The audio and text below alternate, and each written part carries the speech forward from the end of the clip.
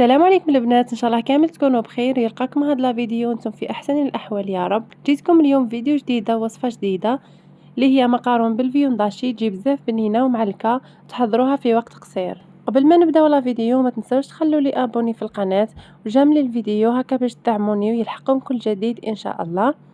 اول حاجه نروحوا نحضروا لاصوص تاع المقارون. هنا جبت نجره تاعي اللي راح نحضر فيها لاصوص. نديروا فيها كميه تاع الزيت، حوالي 3 مغارف ولا 4 تاع الزيت، ونخليهم فوق النار يسخن شويه هذاك الزيت. نزيد لهم حبه كبيره تاع بصل تكون مقطعه الى شرائح صغيره كما راكم تشوفوا. الحبه تاع البصل تاعنا تكون كبيره شويه باش لاصوص تاعنا تجينا عاقده وبنينه. نخلي هذيك البصله تتقلى مليح فوق النار حتى تاخذ اللون الذهبي وتذبل معنا ونرجع لكم. هنا بعد ما تقلت البصله تاعنا مليح كما راكم تشوفوا خذت اللون الذهبي وذبلت، نزيدوا لها حوالي 4 فصوص تاع الثوم كبار يكونوا مرابيين كما راكم تشوفوا يا البنات. خليت البصله حتى تقلت مليح باش ضفت لها الثوم. كما نعرفوا الثوم ما يطولش ويتحرق.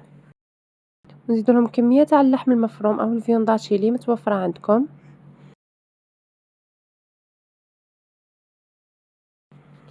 نخليه يتقلى مع البصله والثوم حتى يتقلى مليح. نحاولوا نحلوه هكا كما راكم تشوفوا بالمغرف باش ما يشكلناش كريات. نحاولوا نحلوه مليح ونخلوه يتقلى على النار تكون قليله حتى يبدا يدخل طياب. هنا بعد ما تقلى الفيونداشي تاعنا وبدا يدخل طياب نضيف له مغرف كبيره تاع لا طوماط كونسونطري، ونبدا نضيف لي زيبيس. بالنسبه لي زيبيس نحتاجو نص مغرف صغيره تاع فلفل الكحل، ومغرف صغيره نتاع الكركم، مغرف صغيره تكون معمره مليح تاع فلفل الاحمر حلو ولا حار كيما تحبوا. انا درت فلفل عكري حلو، ومغرف تاع راس الحانوت. ونزيدوا لهم مكعب دجاج اختياري، تقدروا ديروا الملح في بلاصتو، غير مكعب دجاج تعطينا بنه هايله في المقارون. نخلطوا جميع المكونات جيدا. حنا نضيفوا زوج حبيبات تاع طوماطيش يكونوا مرابيين. انا كان عندي في الكونجيلاتور جبتهم ديريكت حطيتهم. نخليهم يتقلاو مليح مع بعضهم. ذوب لنا هذيك الطوماطيش وتقلى شويه لا طوماط كونسونطري مع لي زيبيس ونرجع لكم. حنا بعد ما ذاب الطوماطيش وتقلاو المكونات مع بعضهم نجو نضيفوا الماء. بالنسبه للماء على حساب واش راح ديروا المقارون. الا كنتو ما كنتوش راح تكثروا ديروا غير كاس برك. كيما انا راح ندير 500 غرام يعني باطا كامله.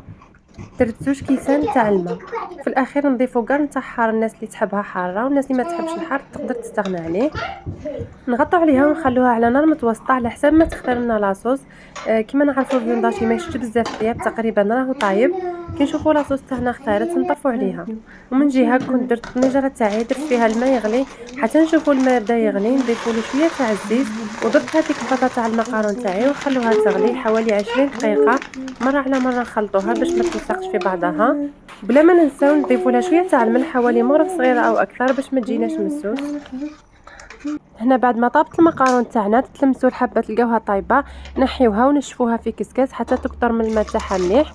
نروحوا نفروها ديريكتومون في لاصوص تاعنا اللي كنت خليتها فوق النار حوالي 5 دقائق برك ما طولتش بها. نحركوا شويه المقارون في لاصوص ونغرقوا عليها ونخلوها تشرب هذيك لاصوص ويا حوالي 5 دقائق ونطفوا عليها. اللي تحبها شويه مصوصيه تخلي فيها شويه لاصوص ما تنشفهاش. انا نشفتها ما نحبش فيها لاصوص.